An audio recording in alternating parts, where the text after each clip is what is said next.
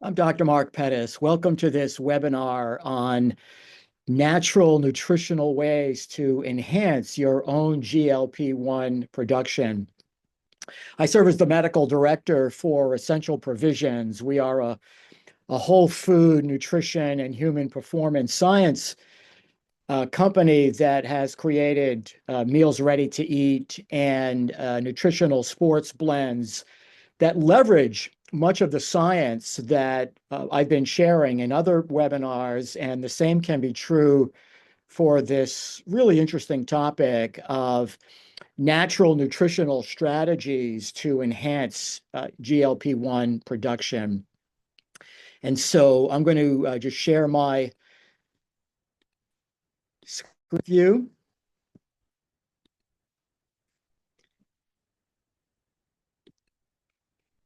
And as I've shared in other webinars, I've been a physician educator for 40 years on the faculty of the University of Massachusetts Chan Medical School.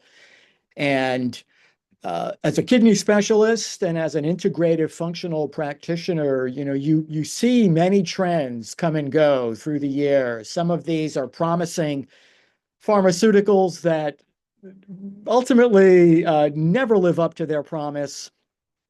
In the supplement world, the sort of wild west of unregulated and sometimes very, very helpful supplementation. Again, often more promises made than fulfilled.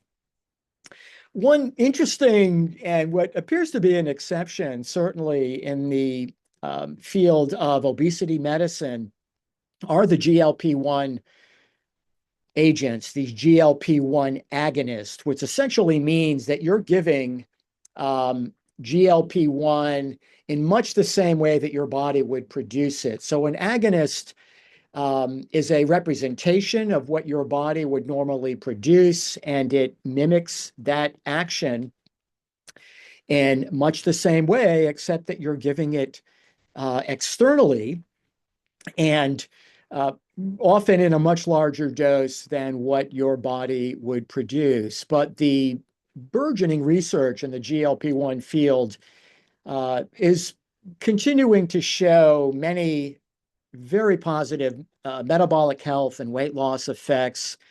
And often, these are individuals who have tried everything and often confront very significant morbidities, from type 2 diabetes to obstructive sleep apnea to coronary artery disease, chronic pain from inflammation. So it's not hard to understand why there's so much interest in the GLP-1 agonist. So let me take you through on a very high level what some of that research is showing.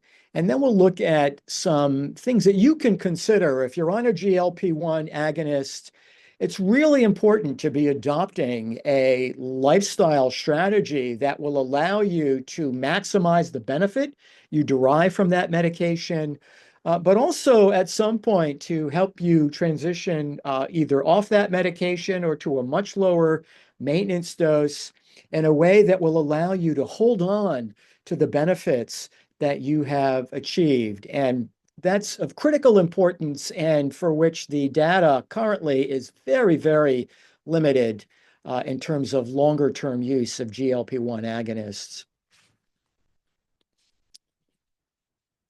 So just a few quick learning objectives. We'll look at the role of quality protein. This is a really big issue in natural endogenous internal stimulation of GLP-1 production. We'll look at the emerging role and fascinating role of fiber, the gut microbiome, and its role in GLP-1 production. And then lastly, we'll touch on a topic that is covered in more detail in a separate webinar on the importance of engaging your life in a way that synchronizes your circadian rhythms. As we'll look at, GLP-1, like all hormones in the body and like the gut in general, where GLP-1 is largely manufactured, is on a timer. These are biological cycles. And the more we can synchronize our internal biologic cycles, the more we can leverage our ability to maximize internal endogenous GLP-1 production. As I said, the research is burgeoning now. It hardly a week goes by when some mainstream peer-reviewed journal is not publishing a study on these agents. There's no question that these are very effective interventions for weight loss and for metabolic health. And by metabolic health, as I've touched on in other webinars, largely we're looking at weight around the midsection, what we would call visceral fat. These are very effective agents for reducing that. Visceral fat is really an inflammatory, insulin-resistant driver, an accelerant of aging and risk of all chronic complex diseases. So an intervention that allows one to lose visceral fat is a very powerful intervention. Other aspects of metabolic health would include improvements in blood pressure, improvements in blood sugar, and ultimately improvement in lipids, namely reductions in triglyceride levels and increases in your HDL, or what is often referred to as your healthy cholesterol, your good cholesterol. Data right now is limited beyond 2 years, though GLP-1s have been around for several years.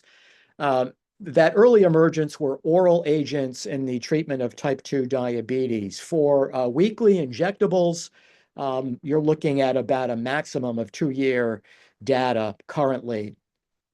We know that adopting a more natural lifestyle nutritional strategy to optimize one's GLP-1 production is critical. And again, not only will you derive greater benefit from that intervention, but your ability to free yourself from that intervention in a more sustainable and certainly affordable, as there's still a great deal of debate over how to reimburse for what is very expensive medication, continues to be addressed. Another really big issue that's important if you're taking a GLP-1 is that while you can expect effective total body weight loss and reduction of your visceral abdominal fat, you can also expect to lose muscle mass.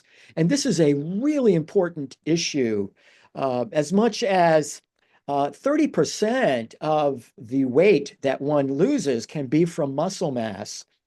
And as I've talked about in other webinars that I've done and a podcast that I do called The Health Edge, these are critical issues. Lean body mass or muscle store is one of the greatest predictors of longevity and metabolic health.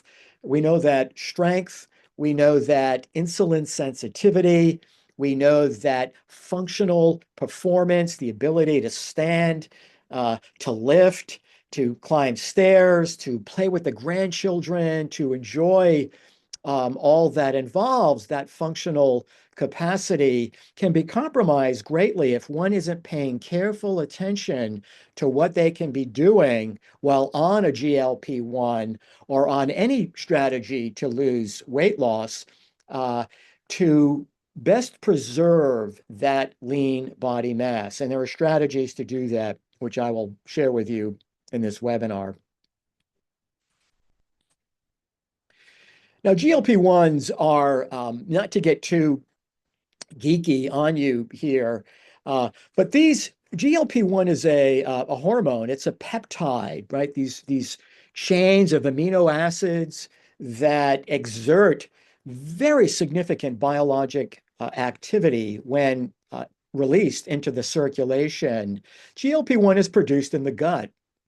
And generally, after we eat, that will be a signal for the specialized cells in our intestinal tract. They're called L cells, and they produce GLP-1, and they generally do that in response to what we are eating. But what's really fascinating about this gut health relationship, and this is just a huge, vast area of research that's still very much evolving with more questions and answers, is the relationship between the food that you consume, the organisms, this microbiome in your gut, because it is the relationship between the fiber in your food, the nutrients in your food, the what we call the polyphenols. These are plant-based pigments that give fruits and vegetables color. These all seem to interact with the diversity and function of these trillions of microbes in our gut that produce metabolic byproducts, things like butyrate or propionic acid. These are molecules that signal the L cells to produce GLP-1. So it's not just the amino acids and the protein or the fat or carbohydrate directly enhancing GLP-1, but it are the secondary effects of the metabolism and the interactions between the components in what we eat and how the microbiome engages and metabolizes those components. And that is just a very interesting and fascinating interaction. Now, GLP-1, when it's produced in the gut, doesn't last very long. It lasts just a matter of minutes. So these are rapid signals. Our bodies have evolved to produce these rapid spikes, which quickly come down. And we know that the gut is tightly linked with not just our immune system, which is just on the other side of our intestinal tract, but also the nervous system. All these, the gut has its own nervous system that is integrated with the rest of the body and the brain. So we know that what seems like a local interaction quickly becomes a systemic interaction. As the immune system responds, GLP-1s can dampen an overaggressive immune response, lower inflammation.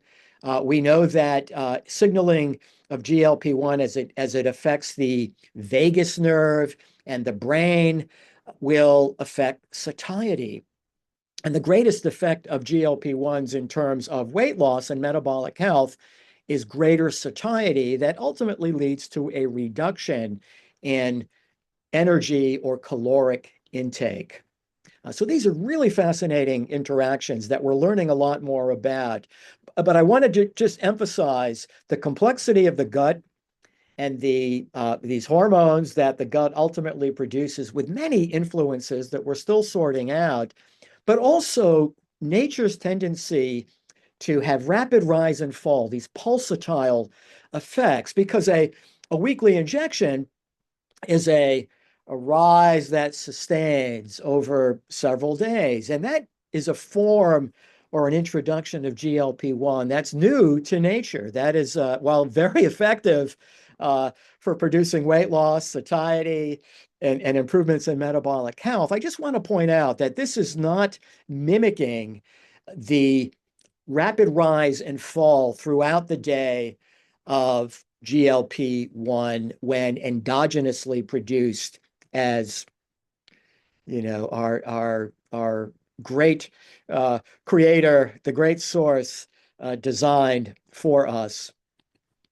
Now, when you look at the published literature in GLP-1, you're beginning to see extension beyond just weight loss and improvements in sugar and diabetic management.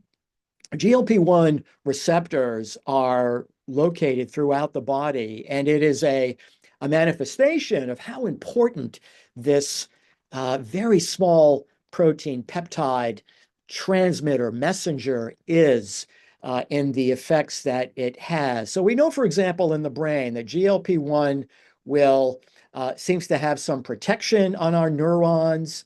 It can help with memory.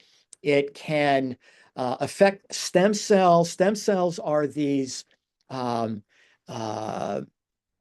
if you will, sort of embryonic or cells that can have yet to mature that can help us produce new brain cells. When we're making new brain cells, we require stem cells in the brain to do so. These GLP-1 agents seem to affect that. They lower inflammation, and they tend to enhance our satiety, probably through leptin signaling. Leptin is a satiety hormone, and many people struggling with weight and insulin resistance and inflammation have leptin resistance. These agents seem to improve that state. So, numerous effects in the brain.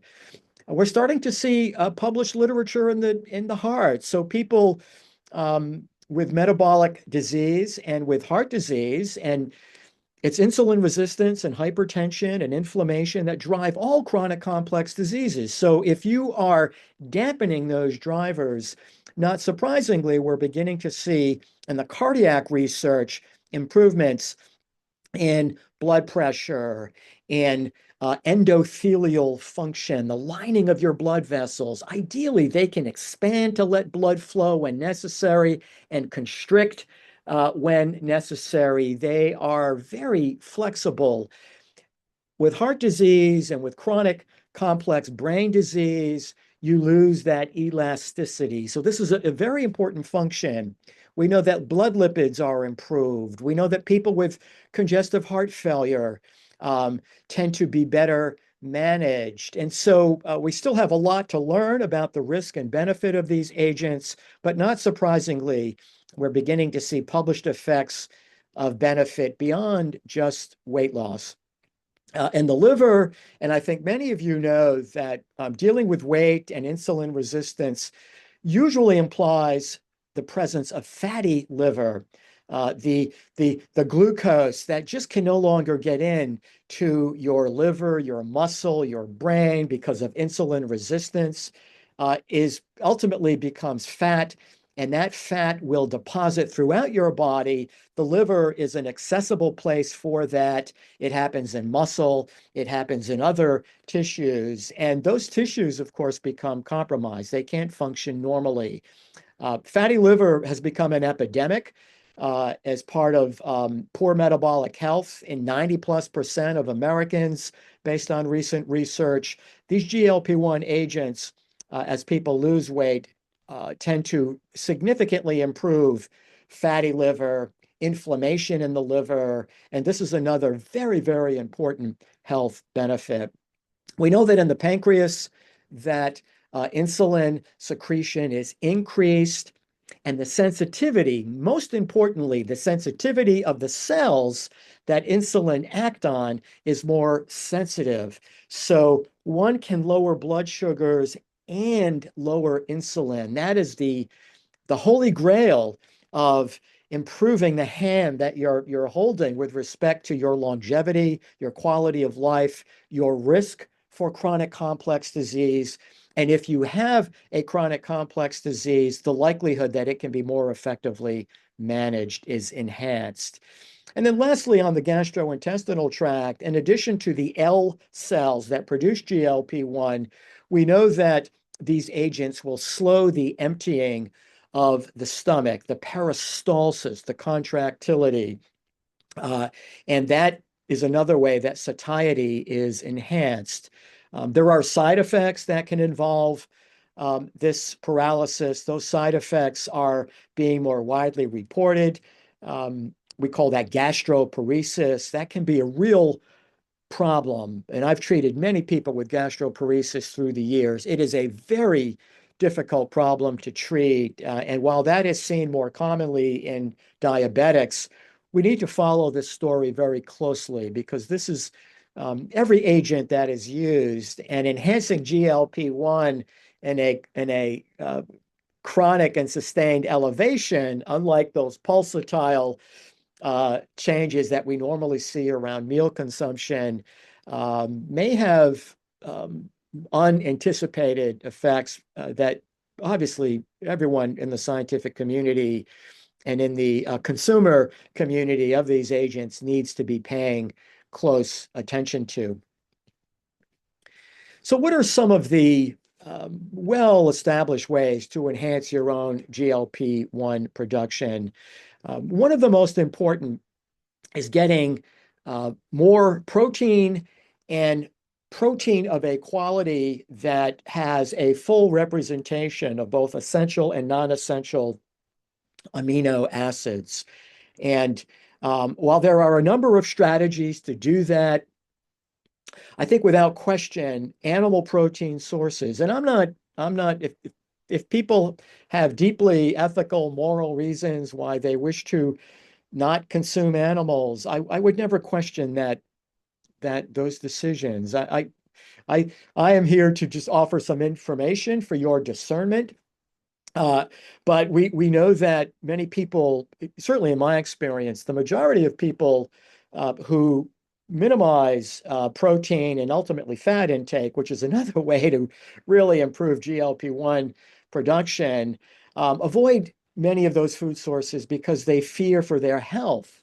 And if that is the reason you're avoiding natural sources of protein like pasture-raised meats or fat, then I would suggest you may want to reconsider that. I think the evidence is far more consistent with great deals of benefit relative to risk.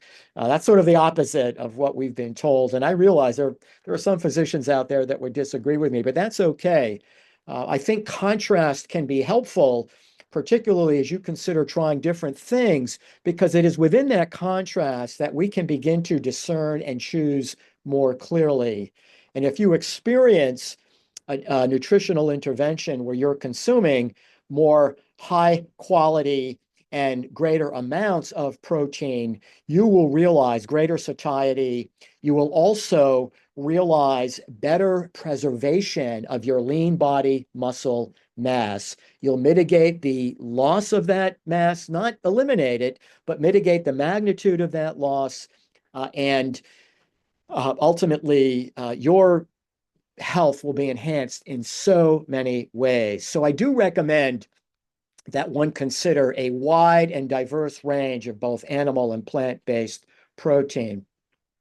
We also know that protein, and the research is really fascinating, would suggest that not only do we need more protein, but it may be more ideal to pace it, if you will. I'm using a phrase of my colleague who's on our board of advisors, Dr. Paul Arciero, who's really one of the nation's experts on protein metabolism.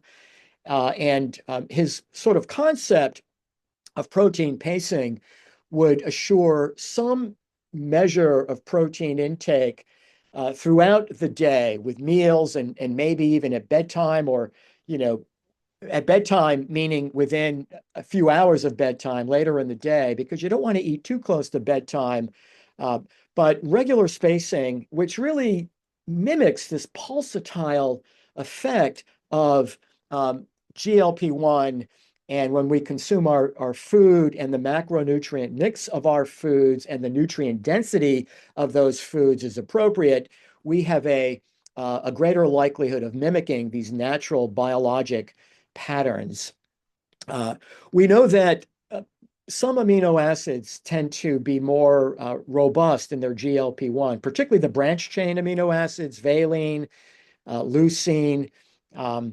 Leucine is a critical amino acid in terms of muscle protein synthesis.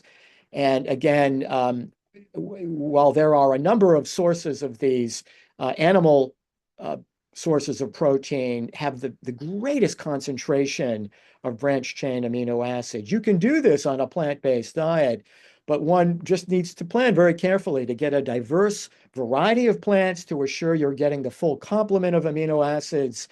And understanding the bioavailability of a plant-based mix of amino acids will be lower compared to animal-based.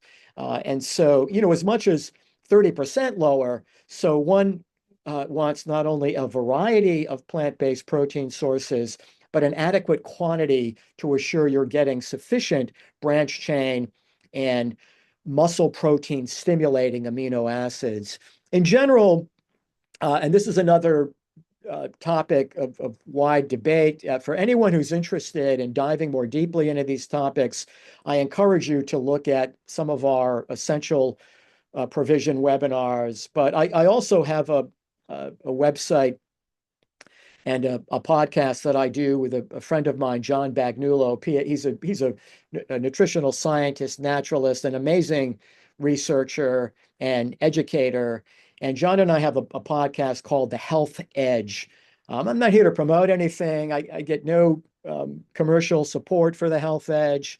I have no financial conflicts of interest there. It's simply a matter of translating the science because John and I have a passion for that and making it available to people who are interested and motivated to consider perhaps a slightly different way of thinking about their health and their ability to realize possibility that the conventional and consensus thinking doesn't often will not and likely will not get you there. So in general, I would say that the average person should be getting between 1.2 to 1.6 grams per kilogram. A kilogram is 2.2 pounds. So, for an 80 kilogram person, that would be between 100 and 140 grams of protein a day, ideally dividing that with meals or between meal snack as a protein source. Now, if you look at fats, and like proteins, fats are a very powerful stimulus of GLP-1.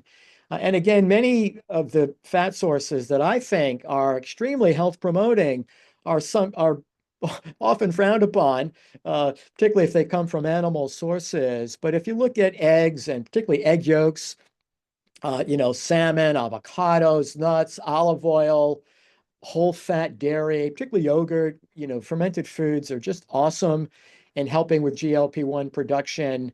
Looking at stews, bison is one of the cleanest animals on certainly in North America and is one of our go-to sources in our essential provision products for red meat.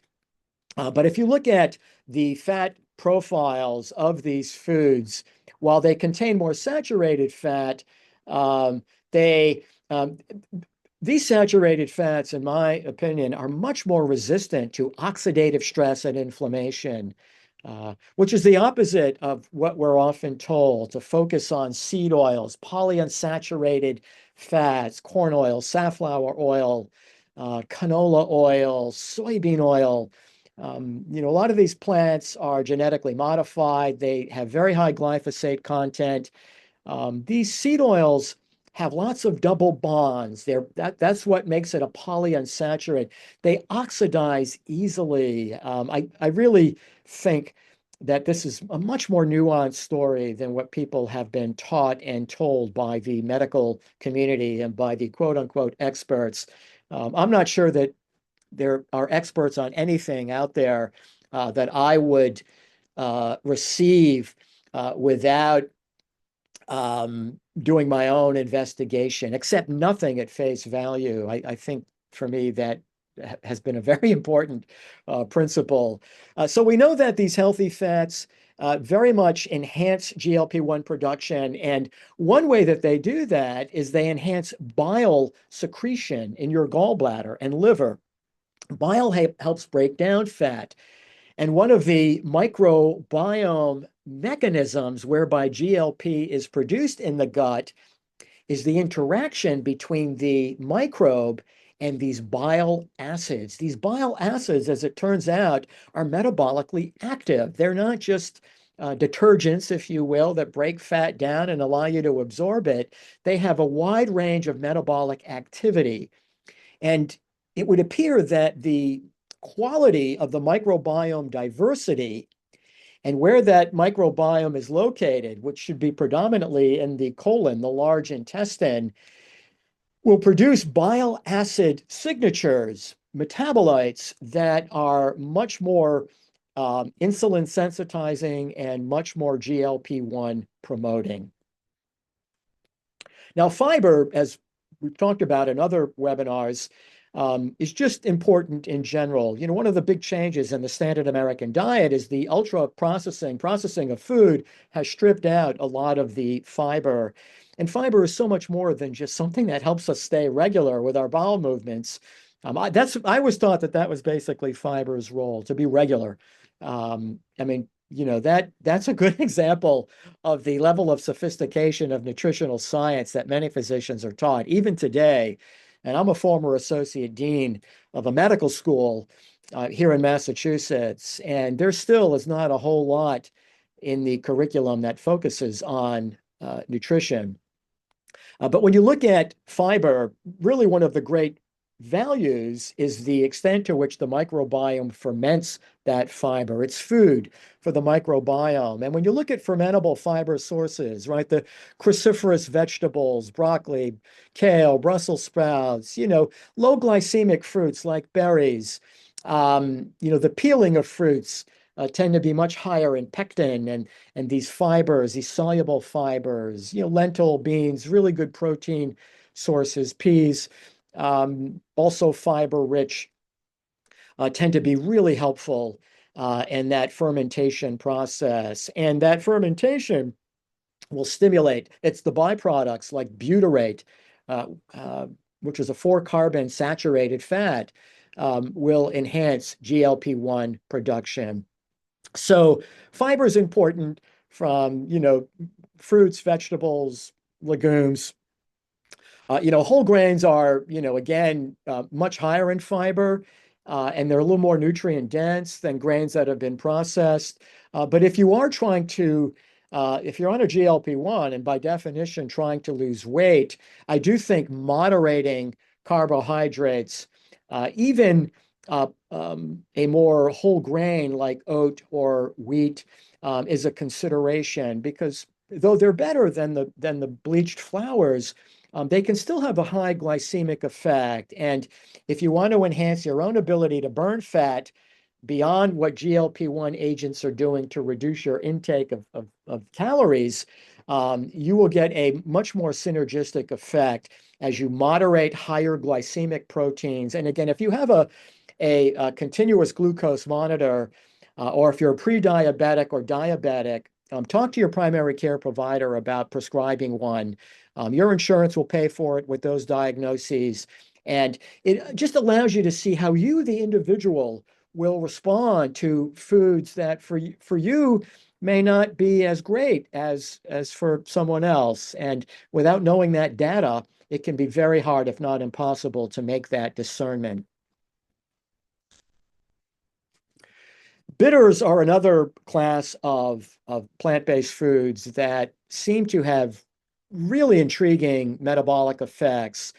And this is a fascinating science that looks at taste receptors on our tongue and in our palate, and the gut. One might think of these L cells as also taste receptors in the gut, if you will. So there are mechanisms where some signaling, in this example, the molecules that create bitterness in these plants will stimulate taste receptors in the palate and these L cells in the gut, and that will enhance GLP-1 production and will improve insulin sensitivity, might reduce your blood sugar and glucose levels, can enhance diversity and metabolic health of your microbiome and gut, can enhance improvement in what might be leaky gut, which is a chronic source of inflammation for so many people. So, you know, from berberine to bitter melon to kale, broccoli, dark chocolate, grapefruit, you know, these are really nice sources of bitter molecules that stimulate these bitter taste receptors and will enhance signaling of GLP-1. So introducing these occasionally into a meal each day, along with higher protein, higher fat, and low glycemic plant-based fiber-rich carbohydrates is an ideal nutritional roadmap to get more acceptance and production of GLP-1. And then lastly, and I talked about this a bit more in the circadian rhythm webinar, and there's also a lot of information on this on my website, the Health Edge podcast. We know that the gut, like every cell in the human body, is on a biologic timer. The Nobel Prize was awarded to the Boston scientists that elucidated this back in 2017. And many Americans, for many reasons, have lost their synchronization with day-night circadian biology. This biology is a deeply etched evolutionary survival biologic adaptive mechanism. So when we spend 95% of our time indoors under non-native, unhealthy artificial lighting, and 5% of time outdoors where the quality of the lighting is ideal to promote human health, and to synchronize and entrain circadian rhythms, you can appreciate why that disruption will undermine human health, as it does at every level, from heart disease to cancer to obesity to diabetes to depression to Alzheimer's and degenerative neurologic diseases. Chronic disruption of circadian rhythms will wreak havoc with human health and will reduce your health span, will increase your morbidity, and will create a slippery slope of diminished quality of life as one gets older. So it's really important to understand and embrace some simple strategies to allow your biology to resume that synchronization. The Light Doctor, this is a really great book by Dr. Martin Moore-Eade, who's a Harvard biologist who helped elucidate circadian clock biology. This is one of the most complete and comprehensive texts on this subject that I have read. This came out last year. Also some good suggestions for blue blocker glasses, for blue free lighting, and what to look for when you're purchasing light bulbs. And these are powerful lifestyle interventions that are not expensive. And so lighting is important. Getting 10 to 15 minutes of unprotected, no sunglasses, as much skin exposure as possible, light within the first few hours of sunrise and toward the end of the day, sunset is critical.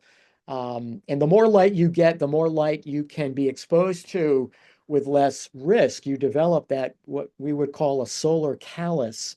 We fear light today in ways that generations before us would laugh at, quite frankly. Meal timing is important. And again, time-restricted eating between sunrising and sunsetting, depending on the season, the latitude you're at, is really important. That is how our human biology is driven. So if you're eating a meal at 9 p.m. and you're going to bed at 10 p.m., your timing is such that from an evolutionary biologic perspective, that will be disruptive because those were not the patterns that we've evolved to be in relationship with. Also, if you're eating that 9 p.m. meal under compact fluorescent lighting, you're getting a lot of blue lighting. That will become the perfect storm of circadian disruption. So, more time outdoors, what we would call forest bathing. I have a separate webinar on that I would encourage you to check out. But being outdoors as much as possible is really, really important. And yes, if you're out during peak sun, you want to be protected. Clothing is important. Sunblocks are obviously important. The Environmental Working Group has an app, a database called Skin Deep. And you can put in the brand of the sunblock that you like, and it will give you a sense of whether that sunblock has toxins in it. Many do. So, a parent may be well-intentioned as they lather that sunblock on their 2-year-old, not knowing that sunblock contains endocrine disrupting chemicals. And so one wants to not only protect during that peak sun exposure, but protect in a way that is safe. Again, warm LEDs are much better than these compact fluorescent bulbs, particularly in rooms that you're spending more time in after sunset, your bedroom, a family room. Blue blocking glasses, I wear these a lot after sunset. If I'm watching a sporting event, even though I have my blue blockers activated on my laptop, on my smartphone, I will tend to wear these just for that added protection. During the dark season, certainly getting more full spectrum lighting, 10,000 lux for 20 to 30 minutes in the morning hours over that fall winter season, particularly if you're at a northern latitude, say above Atlanta, north of Atlanta, can really help with that full spectrum lighting. These happy lights are kind of like a sunrise. They mimic that sunrising, more intense blue light. That's the time of day you want that. That will help with sleep patterns at the other end of the day and will help synchronize your circadian rhythms. And so that's just a brief overview of some natural ways that one can enhance their GLP-1 production. I hope this was helpful to you, and I wish you well and stay well and peace along the journey.